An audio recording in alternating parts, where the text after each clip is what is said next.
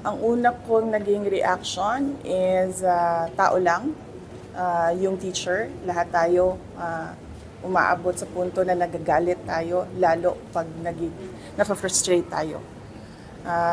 This is especially true sa mga teachers dahil ang mga teachers natin hindi lang isa na tao yung kausap nila. Ang isang klase ay merong from 25 to 45, sometimes 55 students.